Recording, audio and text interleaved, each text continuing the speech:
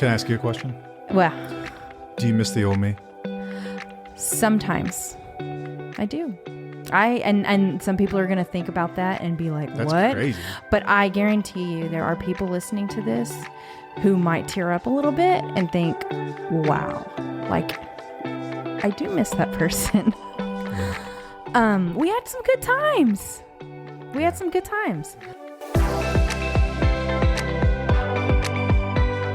Welcome back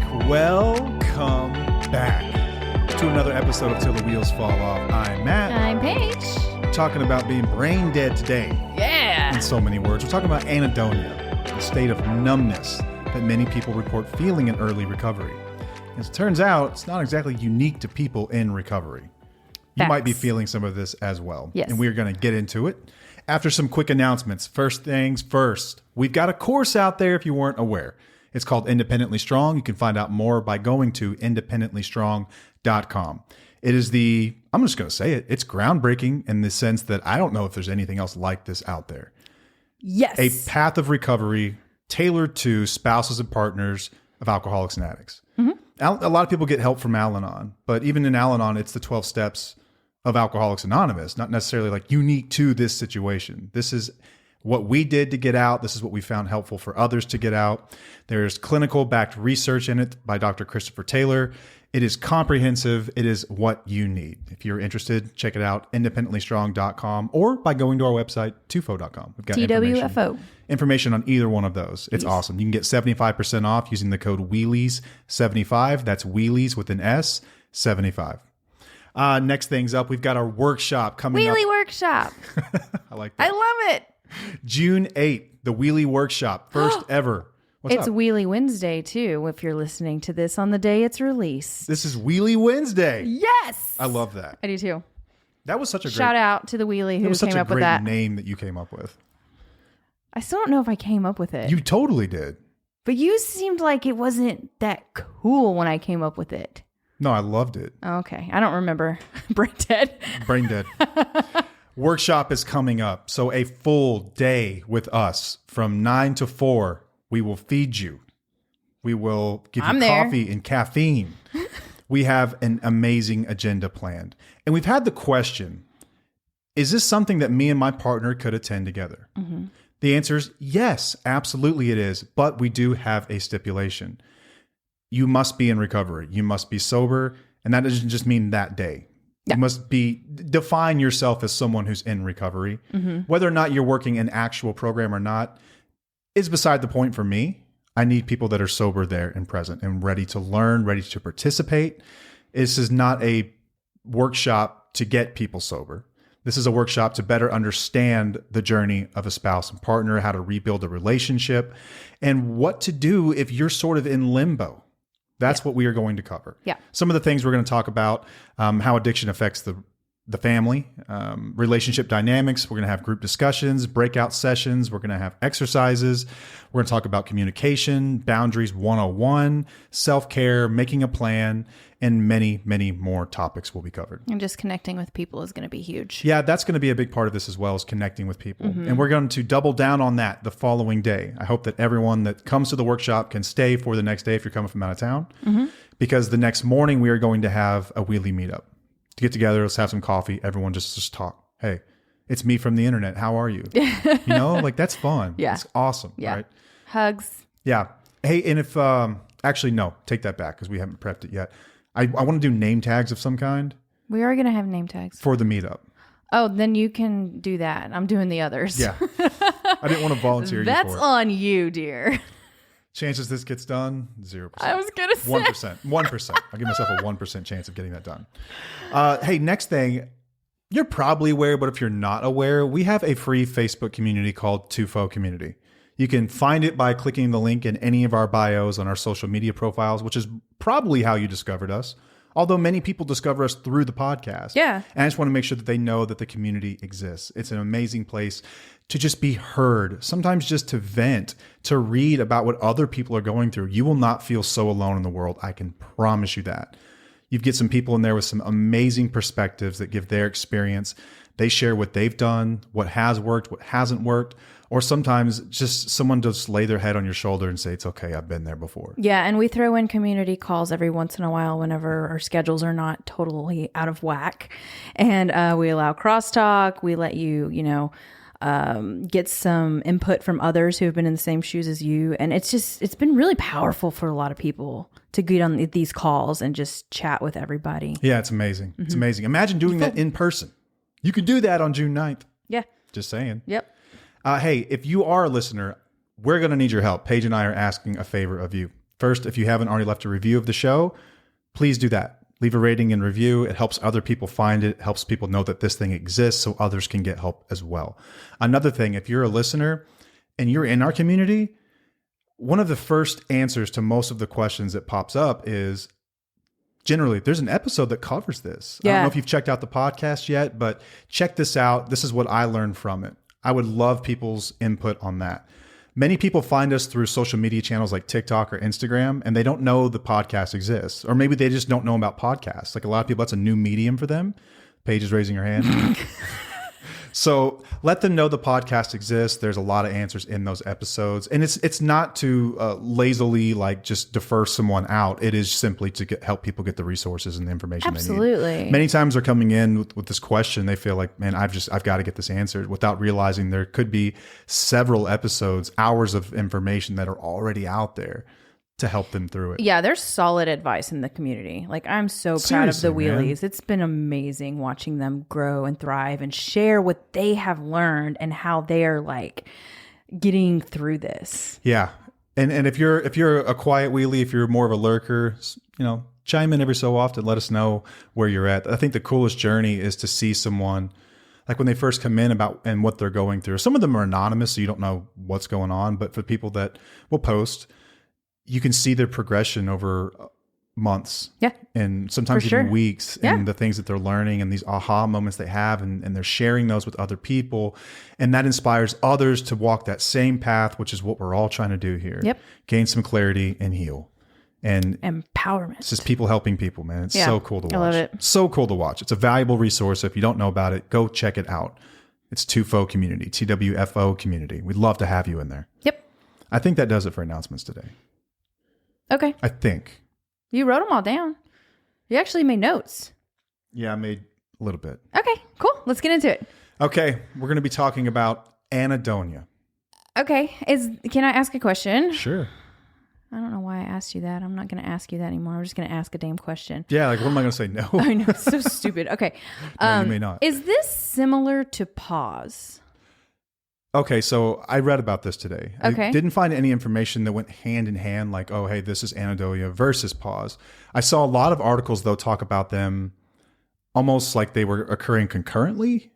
It's hard to say, but separate as far as I can tell. Okay. To me, it felt like one and the same. That's why you see my face, because I'm like, they sound the same to me, and I feel like we're just like pulling out so much different information that can get really confusing whenever it feels the same or it sounds the same. Yeah. And pause. Have we covered pause in an episode? I don't know if we've actually covered pause in an episode. If we did, it would have been a while ago, but I know you did a TikTok on it that was very informative. Yeah. I know that we've covered it in like reels and things like that. Yeah. But I don't remember if we did an actual episode. Okay. So pause is an acronym for post-acute withdrawal syndrome. Correct. And it can occur anywhere between a couple of weeks or even months, or some people even long-term, like longer than that. Yeah. Where you have the feelings of withdrawal. For me, it was really weird. So I was on the pink cloud of recovery and really, really happy for like 80 days. And they told me about the 90-day mark is when a lot of people get this. And it was almost 90 days to the day. I woke up feeling low on energy, just like really fatigued, like brain fog. I felt like I was like sweaty and just really irritable, short-tempered, and it felt like day 2. I feel like that today. And we will discuss why, because it's not like Anhedonia is not just unique to people that are in early recovery, but it is extremely common. In fact, I would say I've never seen someone not go through this period of like mental malaise where you just feel like you've got a fog around you 24/7. Yeah. It's really, really difficult. It's really difficult to get through. I will link a resource in the show notes. So I think one of the wheelies actually linked this from an organization called treehouserecovery.com. It's got a really good breakdown of anhedonia, complete with the YouTube video and all kinds of really awesome stuff. But anhedonia essentially describes a state of mind that feels like blah. That's the only way I can describe it. It feels like blah. Yeah. You can't get happy about anything. You're not excited about anything. Your memory is completely shot. Zero drive or motivation, almost like a depressed state. And it's tough because you feel hopeless in it. Like, if this is what sobriety is like, I don't want to do this. Yeah. I don't want to go through this crap. Like, this is terrible. I'd rather just use again. And so a lot of people get to this period and they think this is what sobriety is. And they tend to relapse because of it. I've seen this happen more than a few times where someone's like, I just couldn't deal with the lack of energy, especially a lot of people that have used uppers. Or I used downers and uppers, but opiates, same thing. Like that feeling of joy and excitement just kind of fades, and you feel like the world is just grayscale, and it's just awful. It's awful. Everything just feels blank, and it makes you vulnerable to relapse. Right. And it also makes you feel nothing, and you can try to do stuff that would typically bring you pleasure, but it doesn't work. Not nearly the same. You're still just like, nothing's working, nothing's helping, nothing. This is just going to be my life, and this is how I'm going to feel forever. Yeah, and I will also link so Dr. Andrew Huberman Labs is one of my favorite podcasts, and he's a genius. This guy is like beyond smart. He's a neuroscientist. Yeah. And he did an episode, and it's really just a short, like, I think it's like a 6 or 7 minute clip, a YouTube clip about dopamine and addiction that I think is worth mentioning here. I'm just going to touch high level, but I will link it in the show notes. Hang on, let me make a note before I forget that, because both of us are dealing with some clarity issues today. Yes, we are. And our dog says hello if you can't hear that in the background. Okay, so Huberman talks about dopamine and essentially anhedonia, and even the reasons that we seek drugs in the first place. It all goes back to this word dopamine. Pleasure, right? Everyone knows what it feels like to get a rush of dopamine. Yeah. Drug users know very, very well what it's like to get a rush of dopamine.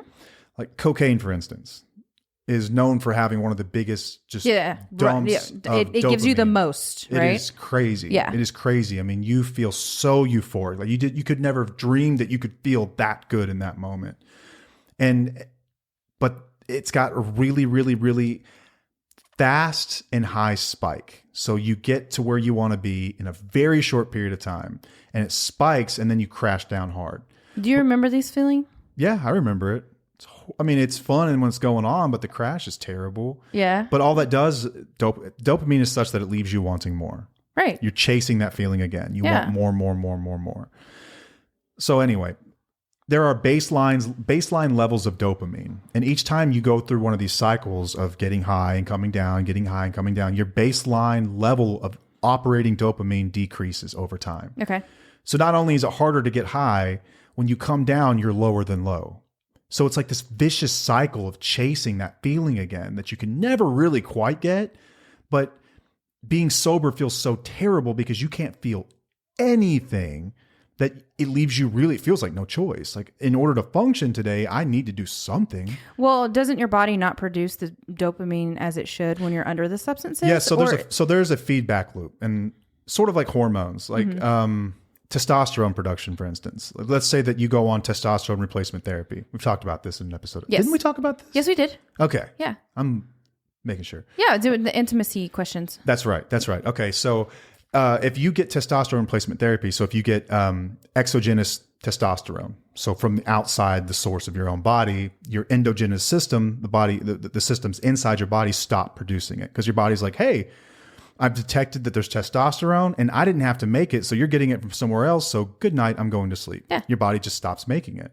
And sometimes it never comes back online, but dopamine sort of works the same way. If you're getting all this stimulus from other places, you're not getting the natural dopamine kicks that you would normally get in a day-to-day, whatever you're doing, right? If it's seeing your kids, or if it's going to work, or if it's completing a task, or getting a chore done, whatever it is, the things that bring us joy in day-to-day life. Chores don't bring me joy. Completing a chore. Oh. Like, that feeling of accomplishment that you get? Like these little like wins. when laundry is done. Getting those little wins. Oh, man, that's like your cocaine, that isn't it? Yes, it is. Because I fucking hate laundry, and our laundry is so bad right now, and I really do think that that's why I'm struggling right now.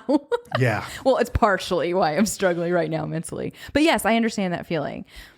Yeah, so there's a lot of parts of the brain that are at play here when it comes to desire, reward. We've talked about those in speaking of the book, Biology of Desire. And we actually covered that pretty in depth in the course, talking about the different parts of the brain that are affected here, the amygdala, prefrontal cortex, you don't want to get into all I this. don't. She's giving me like, nope, don't even go there. I don't. Don't even go there.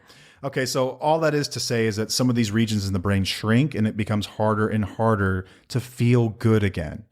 It's hard to feel good again. Really difficult. So when you first get sober, life feels like bleh.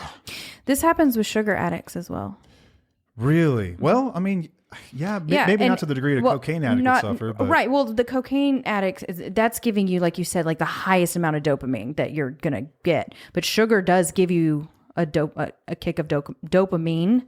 See, I can't even freaking talk today. And it's addictive, and that's why. And it becomes much harder to control your mood, and you're also less likely to feel, like we talked about, emotions of any kind in response to your environment. Like stimulus just doesn't hit the same. Seeing your kids doesn't feel as good. Seeing your favorite team win doesn't feel as good. All the things that normally bring you joy don't bring you joy. So you're just in this malaise, this horrible blah feeling. It's tough. I was prepared for it. We had a discussion about this before I left. And I also knew, just being around a 12-step community, that everyone said, like, this is part of it, kid. Yeah, they're warning you. They're telling you. Absolutely. That's what's important about our podcast, too, when it comes to, like, different things, of telling people, like, this is what can happen. Be aware this is what happens. Yeah. And so I've never talked to someone in early recovery who doesn't have some degree of this. Some of it's really, really bad, to the degree they're like, I think something's wrong with me. Yeah. I need to get some help. Like, this doesn't feel right at all. I've never felt so low, so depressed. And I'm not a doctor. We are not doctors, never claimed to be. If you feel like you are having what could be like a major depressive episode, obviously talk to your doctor. Talk to your doctor. Yeah. Talk to your doctor about that. There could be something more to it. And if it's prolonged, like some people with symptoms of pause that last for more than 9 months, they recommend, like, you should see a doctor about this. They could take a look around, start poking around, see what's going on. Mm-hmm. Could be something more to it. Mm-hmm. So our experience with this, that's all we really have to share on any given day anyway, was our experience with this. Put that in there. Yeah. And so did we experience this? Yeah. Abso-freaking-lutely. Yeah. Absolutely you do. Really, really difficult. So you want to go through yours first or mine? I want to go through yours first. Okay. I mean, gosh, I'd used basically, some guy referred to me as what did he call me? A trash can junkie. Because I would have done anything. It was like just anything. Like, didn't matter what it was. True. I would have done it, Yeah. And so I was using on any given day Adderall, like a lot of Adderall, amphetamine. I was using opiates. I was using alcohol. I was using Valium or Xanax. I was using weed. What am I missing here? I think that's it. I think that's the main. Like the average day. Like yes. That was, and then yes. And then again, you would dabble in other, if you were like, exactly, like a special weekend.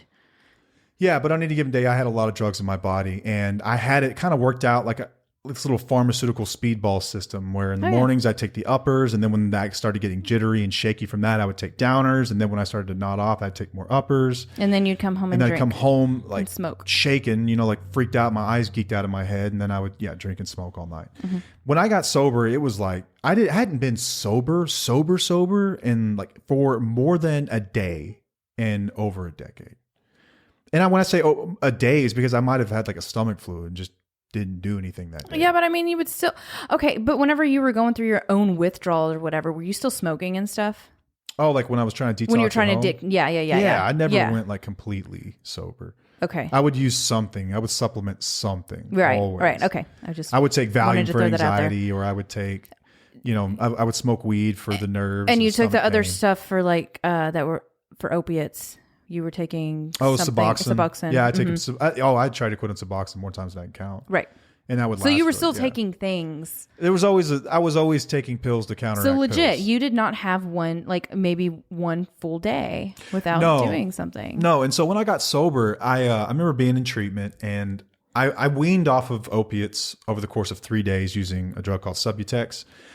And it's like Suboxone, just a sublingual version, goes under your tongue. Yeah. And I think they'd prescribed me like a 2-week dose of it to like land the plane softly, not just crash land it.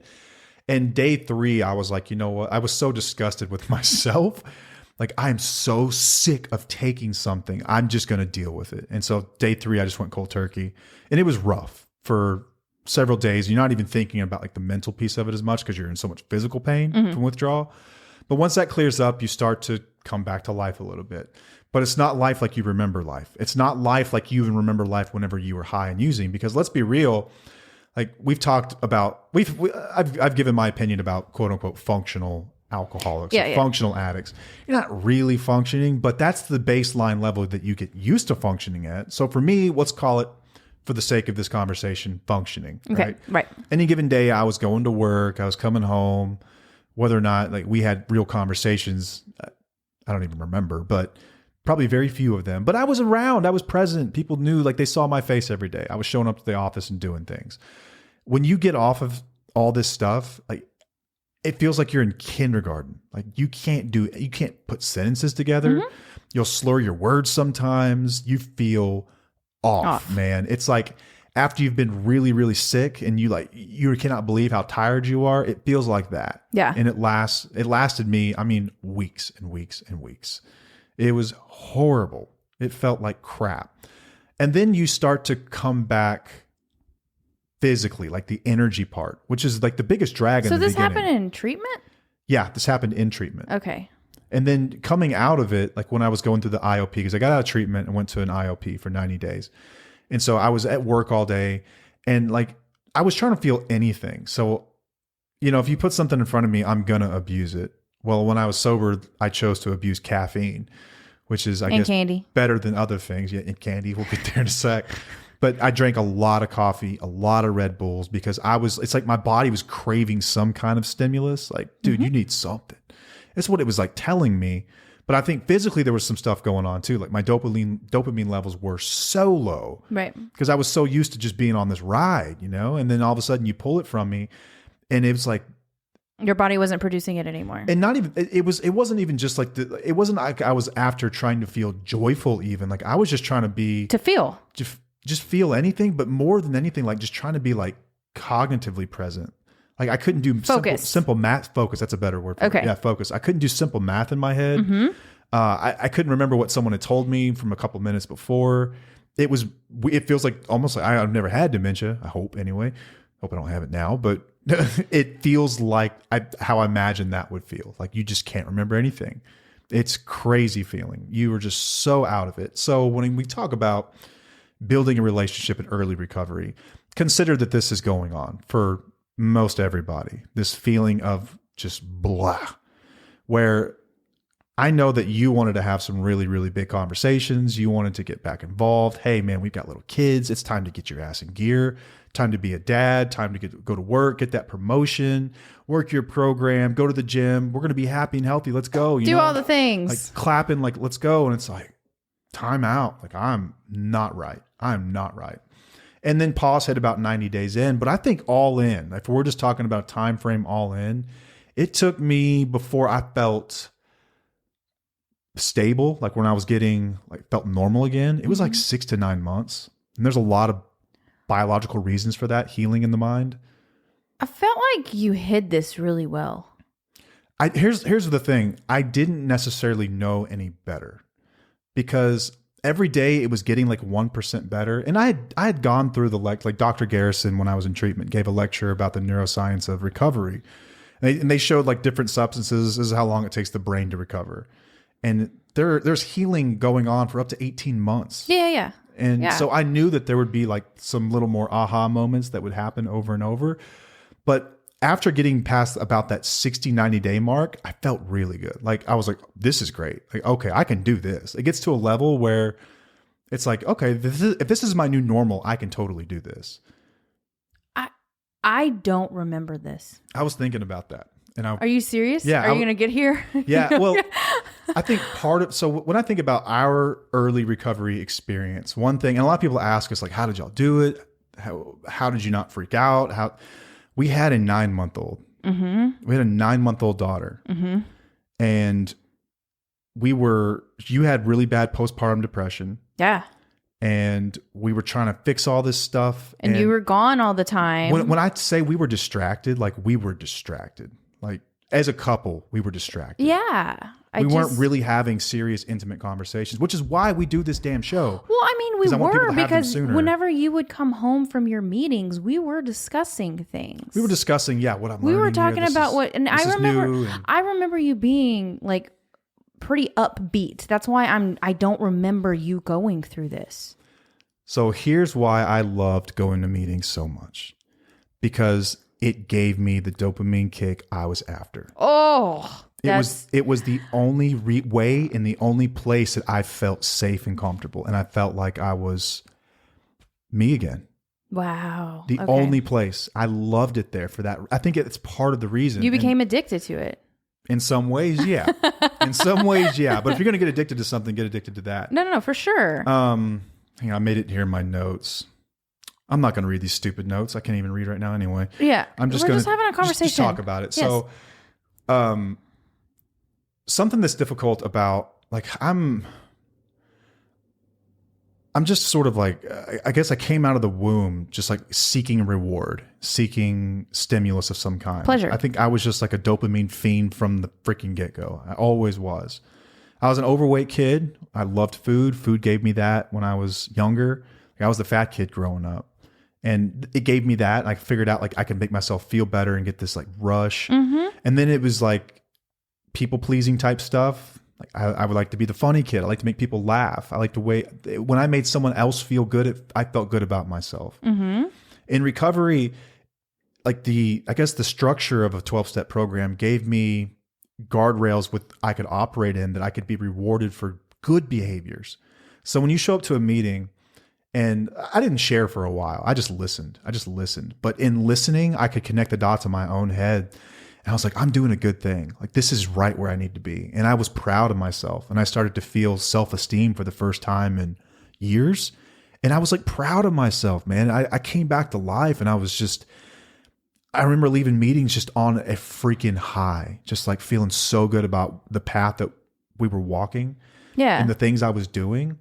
And then when you go into a meeting and you share an experience about how, let's say you had a tough day, but you took a new action, like you get people to come up to you and like give you hugs and like, I'm proud of you. Like, that's awesome. Like, you get rewarded. You get chips that denote varying lengths of sobriety. So like, you get these little like tokens. And that to me was everything. I think that's where I got that stimulus early on. That plus sugar. That was the other thing. And caffeine. Caffeine too. Yeah, I still drink 5-6 cups of coffee a day probably. Yeah, you're crazy. I love coffee. I would die. Coffee's like my favorite drink. I get 2 to 3 a day, and that's about it. I'm way too sensitive to that stuff. I can drink coffee at like 8 and go to bed at 9. Yeah, no, you're psycho. It's changing though for you. It's shifting. You're getting to where you can't do that anymore.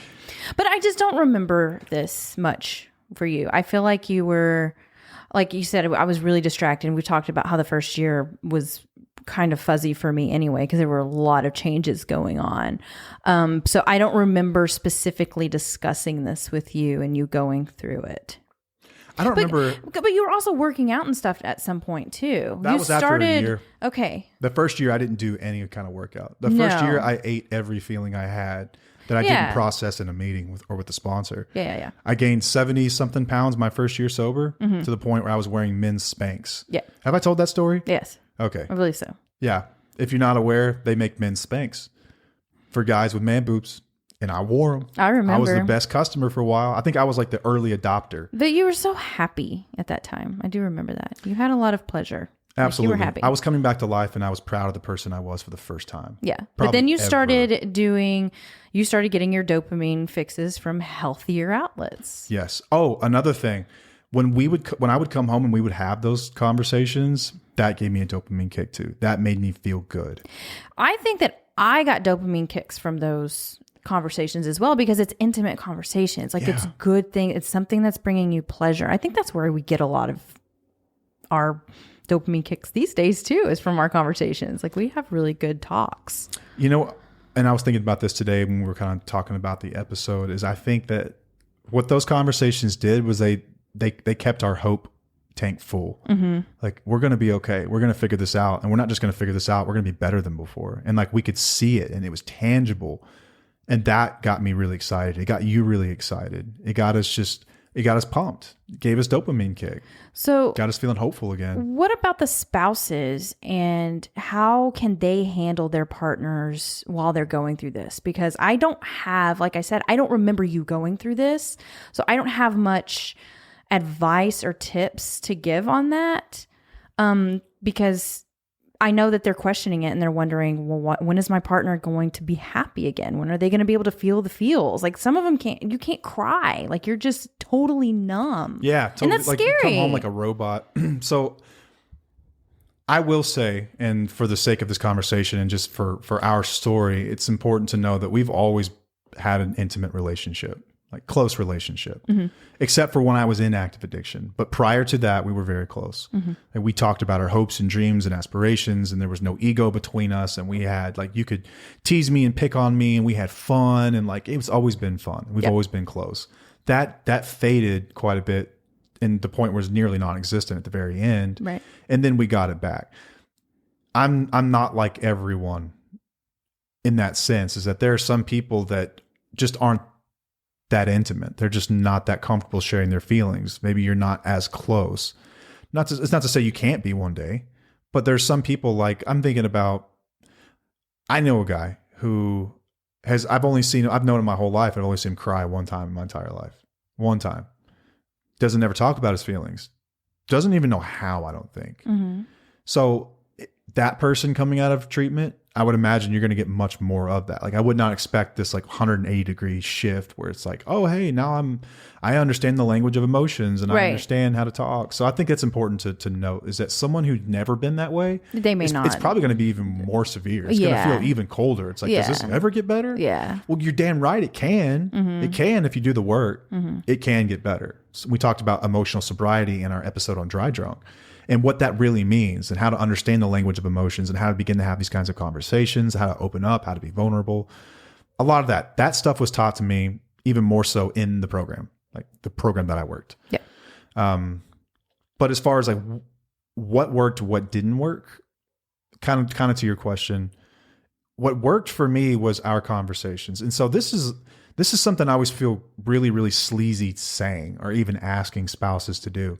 But it's important to celebrate the little wins. It's important to acknowledge the little wins. It's important to, when you see a new positive behavior, it's important to say something. It is. I'm not saying that's right or that's fair. I'm not saying that your experience should not be honored, that you haven't been hurt, that we could have a conversation. Does this person deserve grace? You know, I believe in grace, but does that person deserve that? No. But that's the thing about grace. It's freely given, not deserved, not earned even. It's just given. So I don't know. That's a different question about the relationship as a whole, but you know, because there's such a thing as a total relationship. If it's there, like, I don't know if any of this even matters. But for us, I think it was huge when I would come home and I would have conversations about this. But did you have conversations about this with me? About Anhedonia? Yeah. I remember just speaking in vague terms about feeling cloudy, feeling foggy. And I think we both looked at each other like, well, yeah, it's to be expected. Okay. Like intuitively, I didn't think it makes anything sense. of it, and that's how I feel. Like I just didn't think much of it. And I remember did talking to you happen. about post-acute withdrawal, because I remember where I was when I realized it happening. I was in the driveway at our house down on White Rock. In Dallas.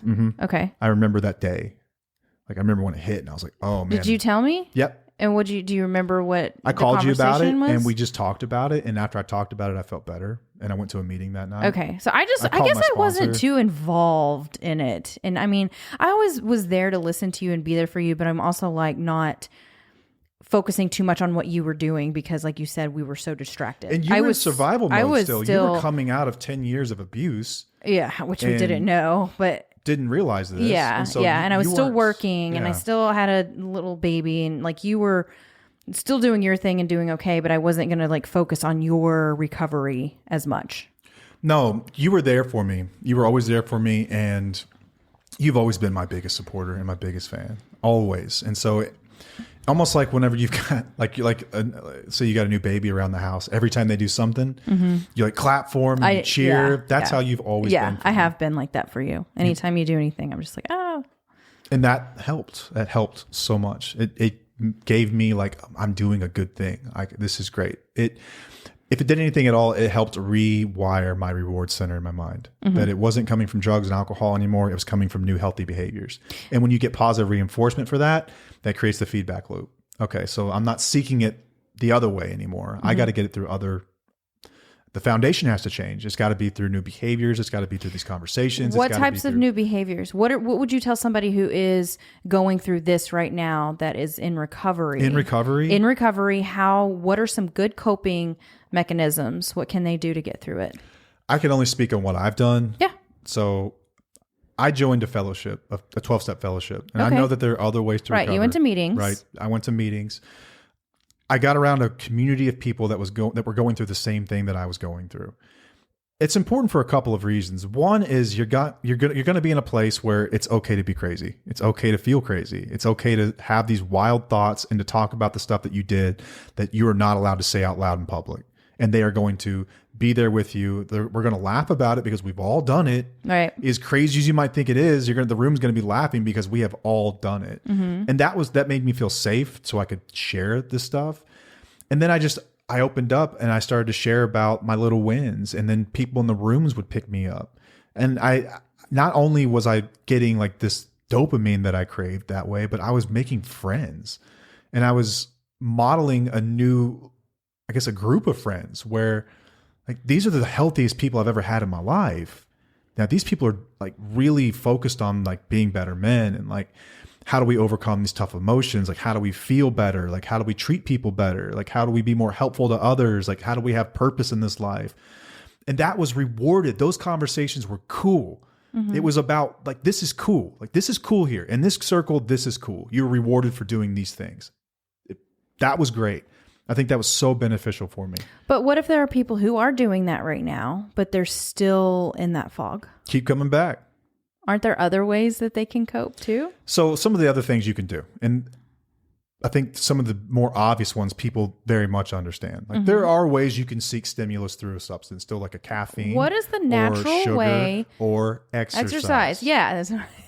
I knew you're getting there. Thank you. Exercise is an excellent way. Exercise, meditation, eating healthy. There are actually certain foods that you should be eating that are natural that will give you these, that will help release the hormone. We talk about all of these simple, basic things, and a lot of people think, oh, that's not going to work for me. That's so simple. Yeah. It takes consistency. It's not like a quick fix. It's not like I'm going to do this one time and I'm going to I'm going to feel great. It takes time. And also, don't you think just saying like, hey, you'll get through this. Like this isn't permanent. This state of feeling clouded or not being able to focus, and that you feel like there's, that you're numb, it will get better as long as you're still working on things and you're rewiring your brain and all that stuff. Like my experience with numbness in general fades. Doesn't matter if I'm at the dentist or if I'm feeling it emotionally. It generally fades away. Eventually you're going to feel again. Yeah. But you have to get through it. The only way out is through. Yes. So we have to stay alive long enough to get through it. So if we're going to stay alive, we might as well do everything in our power to get the most out of that period of time. It's going to suck. We can all agree on that in the beginning. Okay. It's going to suck. Ready, break. Let's go. What are we going to do about it? Yeah. So for me, I got the emotional piece of it from you, from people in the groups, and then the exercise piece was massive. Yeah. What about doing something like learning a new skill? What if you want to learn how to play guitar or something like that? I think early, I didn't have the bandwidth for it. You didn't have that? No, I didn't have, like, my creativity came back slower and slower. Like, but don't you feel like you've had this come up again a few years later? I've been depressed in recovery. It's not necessarily depression. It might be, I don't want to say it's depression, but I want to say that it does feel very similar because you do feel numb. Well, think about that period of time from like February of 21. Yes. through that fall, basically. Yes, when you were very high stress can about a do 6 this. month period, I felt like as low as I felt basically in my life. Like I just felt like, man, yes, I'm worthless. I'm useless. Like there's no point. You're going through things it was horrible in life that are hard. And you had these feelings. It was very similar. Yeah, very, very similar. And I persevered through physical activity. Yeah. That's what kept me alive. Like, and kept me even somewhat useful to other people around me. Do you feel like it was more difficult to get into physical activity like you had done before? Yeah, I had to like force myself. It wasn't as consistent, right? I had to force myself. It's like pulling teeth every time I went to the gym. Like literally one foot in front of the other, making myself go. But once you did it, it was like, better. Wow. Felt so much better. You never regret a workout. No, I've never gone to a workout or gone to a meeting or anything that's good for me and left being like, well, that was stupid. Yeah. Ever. Every time I've ever gone, I'm like, oh, I feel a little bit better. Even if it's 5% better, it's better. It's not worse. You know, physical activity makes all the feel-good chemicals flow. And you sleep better too. That's another part of it. Yeah. Sleep helps. Sleep. Oh.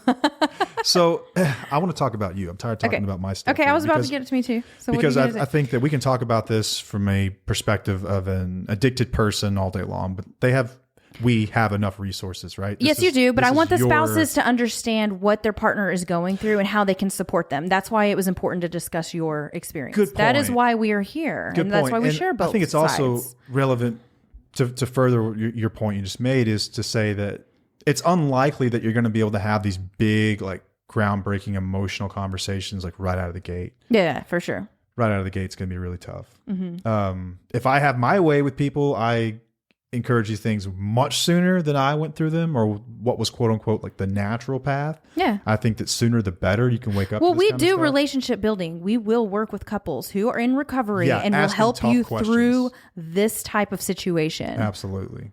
And a lot of it involves a self-care plan for both people. Yep. It involves conversations that are forced at times. Let's have this conversation. We're going to get through this. In a safe space too. Right. So that's super helpful. Yep. I wish I would have had that. I know, right? I wish I'd have had that. That existed back then. But anyway, so anhedonia, this blah feeling that we have, isn't just unique to people in early recovery. Obviously, there's a biochemical reason for it for someone who's just removed themselves from some sort of substance abuse. But for people that have been in survival mode, similar feelings are reported. Yes. We are not doctors. I'm not diagnosing anyone with anything. All we have identified is that this is a very similar feeling to what others go through. And you went through something very similar. Yes. And I've actually gone through it, I want to say multiple times up and down throughout my own life. I mean, since you've been sober, I didn't do it much when you were using, but do you remember in early recovery going through this when I was in early recovery? Do you remember any milestones when you noticed things were getting better? Like for us, it's like the 3, 6, 9, 12 marks. Like every 3 months, you notice a pretty sizable improvement. Do you remember any of that? No. I don't remember much. And I've talked about this so much with the first year. I don't remember much because my life shifted so fast, so quickly. Things were happening. You know, like you said, we had a baby. We bought our first house. I got pregnant with our second. We were so distracted, weren't we? I was working full time as well. That's right. You were still working. Yes, I was still working. Like nonstop. So I can't touch too much. I know that it was really hard because, I was dealing with the distractions or whatnot, but I can't remember much from then. So let's talk about a bit of your background with this because you've dealt with anxiety, depressive episodes in the past. Does what we're describing here feel different than depression? No. It feels the same to you? Yeah. It felt the same to me. Like I couldn't feel anything. Do you think it was depression? How do you know it wasn't depression? Is what I'm asking. I don't know. I went to the doctor and they said you have depression. They always say that. It's just really similar. I mean, I felt like nothing could bring me joy. I felt like I would try to do things and it just didn't make me happy. And that's when... That's our dog. She says hello. That's Winnie Beans. I want to say like the first time that I really remember this was when I was going through my my rock bottom after you were sober for 6-ish years or whatnot. Yeah. That's when I started feeling this way. And I remember that I tried to start working out, to try to get that dopamine kick coming up. And I went and I still felt like crap. I was like, this is not working. I'm not getting a dopamine kick. Like I don't feel good at all. And that kind of scared me because I was like, is something wrong with me? Then I realized I just had to be more consistent with it. But I wanted to shift for just a second about that. My life changed so drastically when your life changed, but I didn't have anything to help me through it. And I enjoyed my pleasure would be going out on dates, or not going out on dates, but just like going out and doing things together. And we don't do that anymore. Oh, let's talk about this for a minute. Let's go on a side quest. I don't know if this is necessarily this. No, but I think this is an important topic. But it did affect me because I'm like, how am I supposed to find my pleasure when my pleasure was surrounded by us going out, and enjoying some cocktails and dinner and food and dessert and walking around and having date nights like normies, right? Like that was fun for me. Can I ask you a question? Well, do you miss the old me? Sometimes I do. And some people are going to think about that and be like, That's what? Crazy. But I guarantee you there are people listening to this who might tear up a little bit and think, wow, like I do miss that person. Yeah. We had some good times. We had some good times. It wasn't always bad. We were in our early 20s and we had fun. I thought that we would be able to have normal nights out, dating, having a couple of drinks, enjoying ourselves. And we don't have that. So I miss that. I wish I thought that would be part of my life, and vacations are different, right. And I know that I'm not saying that it's all about the alcohol, obviously, but when you do have those, it lowers your inhibitions. It's just the vibe of it all. It's a vibe. It's the vibe of it all. It's a vibe. Sitting on a patio. We always liked patio weather. Pool time. Like I want to enjoy a couple of drinks, and we didn't have that. Yeah, and people might think it's blasphemous to say, but I've always appreciated your honesty about it. And I think we've both been honest about this. Like it would be disingenuous to say that being sober is always more fun than drinking. Mm-hmm. Let's say remember when we went to that nightclub? We went and got bottle service at a nightclub. Yeah. After leaving a hockey game, mm-hmm. We'd already had a few. And so yes, she's like, I want to go to this nightclub. And so I was like, all right, let's go. I'm I don't know, 8 years sober at this point. Mm-hmm. It's like, let's go to the nightclub. So we go to the nightclub, and Paige is having a great time. She's got friends of ours pouring vodka straight from the bottle into her throat. So gross. I'm sitting there with my Red Bull, just kind of laughing, looking around. But truthfully, I'm feeling a little awkward and out of place, and it's incredibly loud. And I'm looking around at everyone smiling and have a good time. And I'm saying, for the first time, I think I realized like I'm not having as much fun as everyone else, mm-hmm. but I was okay with it. Yeah. I was okay with it. This is where I think people get things twisted about like listen, sobriety is wonderful and the pros outweigh the cons, no doubt, on the aggregate, right? Oh, absolutely. But there are those nights where I'm having 80% as much fun as everyone else because I'm still a good time. Mm-hmm. But the other 20% is out there, and like everyone else is. It's easier to have a good time when you're drunk and it's in an environment like that. Mm-hmm. And for you, I'm sure that there are plenty of moments where we're out and we're hanging out, and I might get tired, or you're just tired of talking about some BS and you just want to go yuck it up and like get drunk and just do some silly shit. I don't know. Mm-hmm. And it's like, it's just not on the table anymore. Well, here's another thing that I don't know if we've ever really truly discussed this, but I did not get a party life much whenever we were in our young 20s. You were so responsible, man. I was very responsible. I'm very emotional today. I don't want to cry about this, but like I didn't go to concerts. I didn't go to clubs. I didn't hang out with friends. I worked full time. And I, whenever you partied or you got messed up, we were always home. We never went out to go do things and have fun. I missed that. I didn't have that. I didn't do it. So now as I'm, pushing 40 and my kids are older and we're able to do more things, I enjoy going to concerts. I want to go do things that I didn't get to do. Like I didn't get to do that stuff. And we do those things. We do now. For a while we didn't. No, we started this last year. Yeah. And I would say it's important to start to live the life that you always imagined, but without alcohol. And this is something that I was very adamant on day one, was that I never want you to feel like you can't drink around me because you're a completely normal drinker. You might have, did you even drink this week? No. Yeah. See, like she'll go like a week without drinking or 2 weeks. She doesn't even think about it. Right. No. And even when we go to these concerts and stuff, I don't partake either. Yeah. And which is fine. I think it's important though, that as someone in recovery, that I never slow anyone else's good time down. Like I want you to have a good time.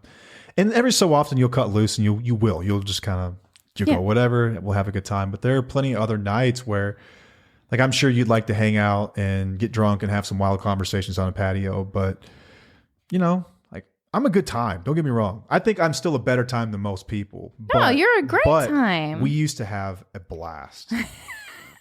I mean, it was fun until it wasn't fun.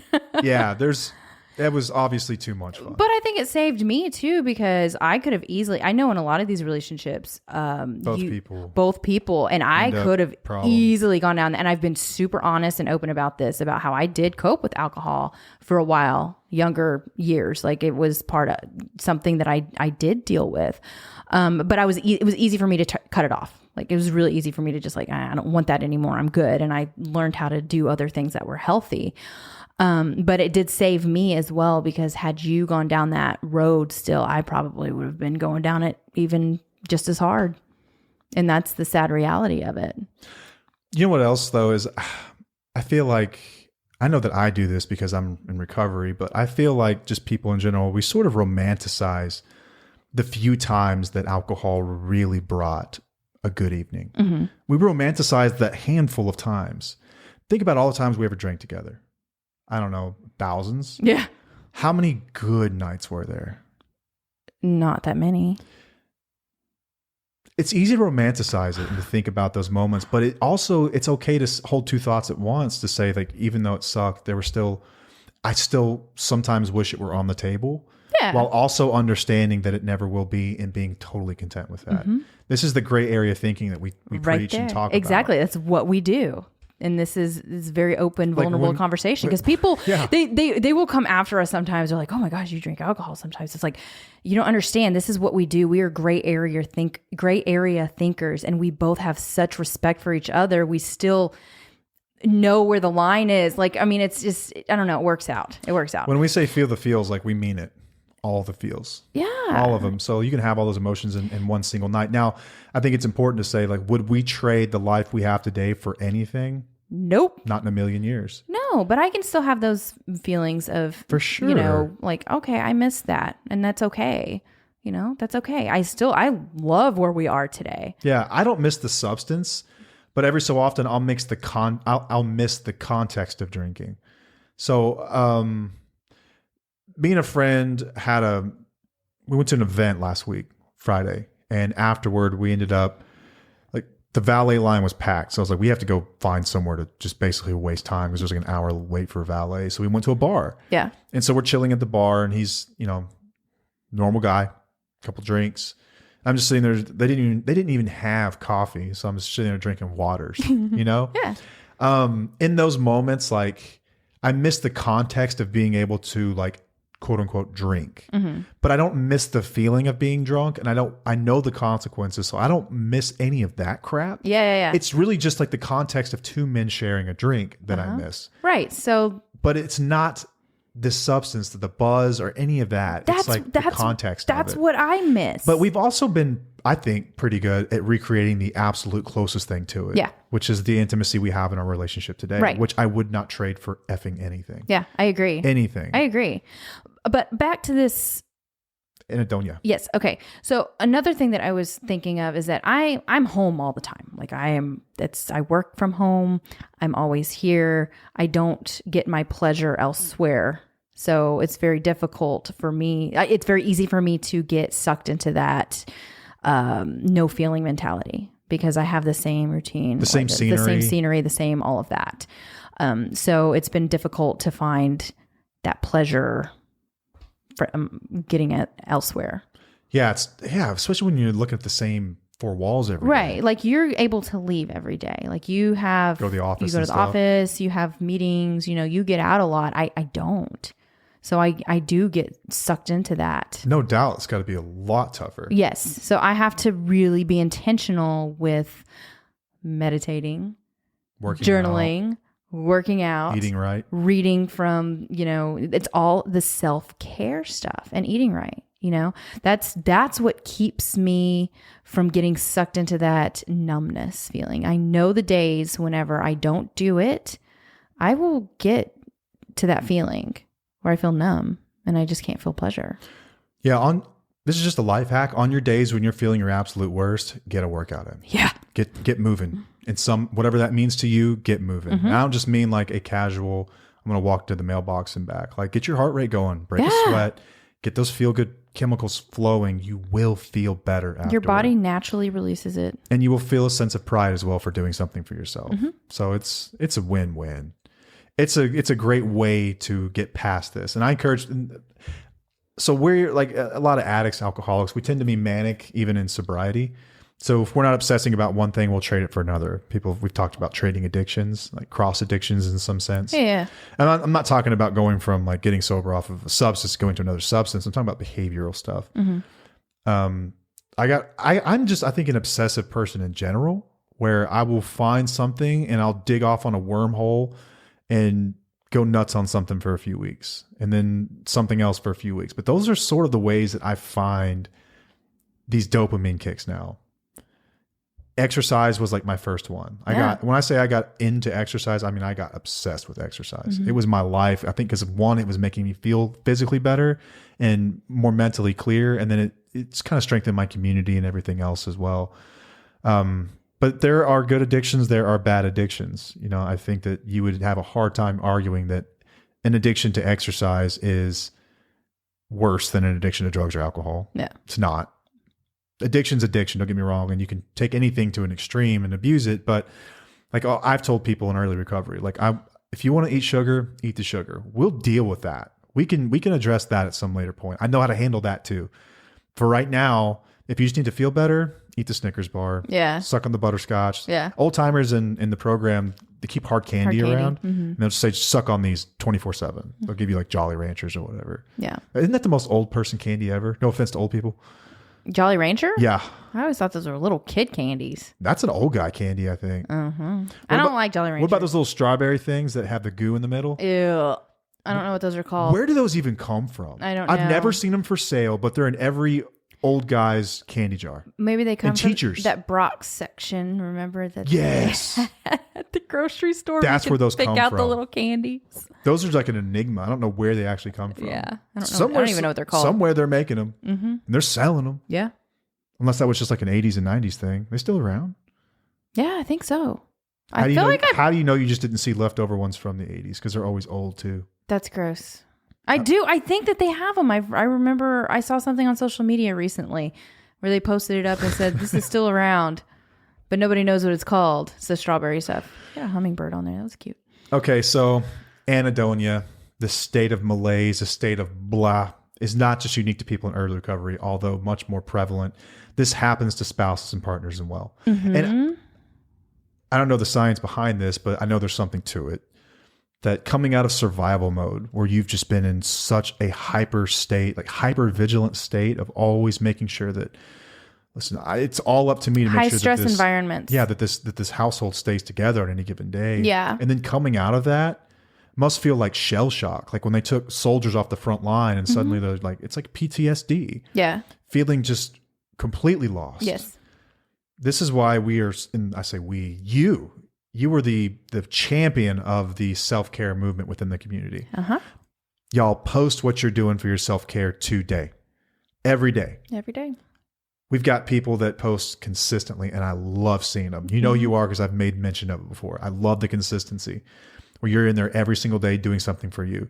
I promise you they're getting somewhere with these little bitty wins. You stack little wins on top of each other, and before you know it, you've created something huge. Yeah. But you're not going to feel better right away. No. It does not get better right away. No, and it can take... I don't know. I mean, it can take months. I mean, it really, like, I remember my first year of healing was rough. Like, I was having feelings all over the place, or I was numb It's too. not exactly linear. No, it's not. And I had to just be consistent with what I was doing. And finally, eventually, it was just like, whoa, like this actually works. It really does work. Self-care works. It absolutely works. Yes, it's doing the hard thing to benefit you later. Yep. And if you're going to be at the workshop, we'll talk about this in depth. Absolutely. I'm really looking forward to that. I am Can't too. wait to see people. I know. We got people coming in from all over. Yeah.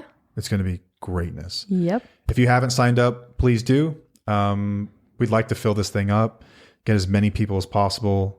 I think that would just be the most electric environment ever. And I promise you, we will deliver. We will make it fun. Yep. And informative. Exactly. But yeah, of it. It's going to be a great time. Yeah. It's going to be a great time. I think that's all we've got here on Anhedonia. I think so too. Blah. Yeah. I Did know you have something else? No, I was kind of all over the place with it, and I hope it came out okay, because I'm not... Yours has more information on it. Mine did not. I had to actually just bring it out from experience. Yeah. There's not much out there for us. No, there's not, but we know what can get you out of it. Exactly. And if you're not aware, hey man, dive in, listen to episodes, check out the course. We can get you through it. Yep. We can get you through it. More than happy to. It's what we're here for. I was going to say something else. Oh, yeah. If this does sound a little off, just full disclosure, we are out of it in a way that I don't think I've ever been out of it before. We've got kids and activities on any given day, like running around. It's been here. You very pick hectic. her up, or you drop her off. I'll pick her up. We've got a practice over here at this field. Meetings. We've got competitions. and then rehearsals. We have business meetings throughout the week. I have a full-time position with all kinds of crazy stuff going on right now.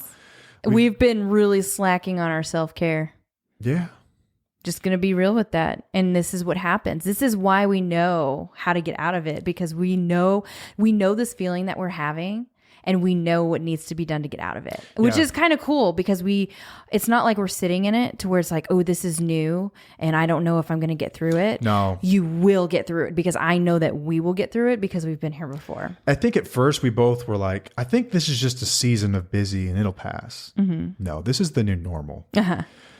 With the podcast, with the courses, with everything that we're trying to do and trying to build, and plus our other life obligations that are actually more important. We have children, right. You know, that stuff. It's just, this is just what life is going to be like. This is what hard feels like. Yes. So we're just going to have to figure it out. But I'm telling you, like, in the wildest, we live the wildest, craziest schedule, I think, of anyone I know by far. Yeah. And we're okay. We're making it. You can make it. We're here we will show you it can be done. Yes. But just know that we know that you can get out of it. Promise you can. It may not feel like it. Because we can. I know that we're going to feel better once we start putting our self-care priority. That's what's going to get us out of it. See, I can't even freaking talk. Like, I'm telling you, I am so off. Here's something I know. And I learned this like first week I was sober. You cannot think yourself into right acting. You have to act yourself into right thinking. Absolutely. I remember you taught me that forever, and it took me a long time. True. And it is true. It is true. You are not going to think yourself out of this. You have to act yourself out of this. I've tell people in recovery this all the time. You think, oh, okay, genius, tell me how you're going to fix all these problems with the same brain that created them. We're going to have to take new actions, rewire that brain, and then you'll be okay. Yeah. But to think that you're just going to think your way out of the paper bag, it's not going to happen. It has to take place with actions. And that means actions against your will. Yes. You got to force yourself. Have we talked about AMCC? You're looking at me like I don't even lobsters growing out of my ears. Yeah, I know, because I don't know what you're talking about. The anterior mid-cingulate cortex. It's a part of the brain that's responsible for willpower. This is a Huberman thing. It's fun. No. Are we going on another tangent? Just what are we really doing? Quickly, there's a part of your brain that you can actually grow when you do something that you don't want to do.